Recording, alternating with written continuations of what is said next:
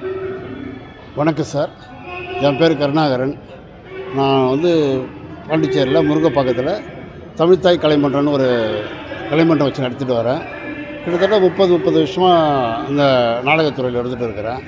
பல பதவிகள் இருந்தாலும் சமீபத்தில் எனக்கு எங்களுடைய திறமையை அங்கீகரித்து புதுவை அரசாங்கம் எனக்கு புதுவை கலைமாமணின்ற ஒரு விருது கொடுத்துருந்தாங்க.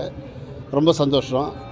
ஆண்டுதோறும் ஒவ்வொரு வருஷமும் நம்ம பாண்டிச்சேரி கவர்மெண்ட்டு இப்படி ஒரு கலை நிகழ்ச்சியை கலை விழாவை நடத்திட்டு வராங்க. அதில் சங்கரதாஸ் சுவாமிகள் பேரில் நாடக விழா நடத்துறது பெருமைக்குரியது, பாராட்டுக்குரியது.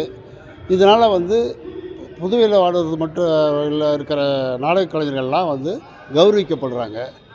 இது சாதாரணமாக கௌரவிக்கப்படுறது மட்டும் எடுத்துக்க முடியாது.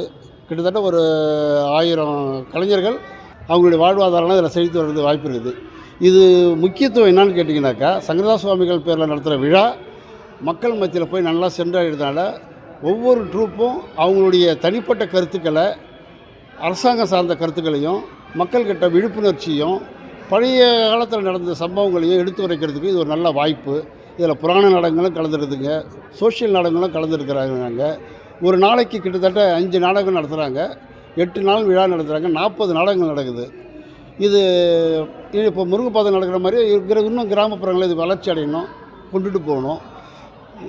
ஒரு நாளைக்கு 5 நாடகம் நடத்துது அரசாங்கம். அதை விரிவுபடுத்தி நாடகத்தை குறைச்சி நாட்கள் அதிகமாகி கொடுத்தா நாடக கலைஞருக்கு இன்னும் திறமையான நாடகங்களை கொடுக்கறதுக்கு ஏதுவாக இருக்கும். நன்றி, வணக்கம்.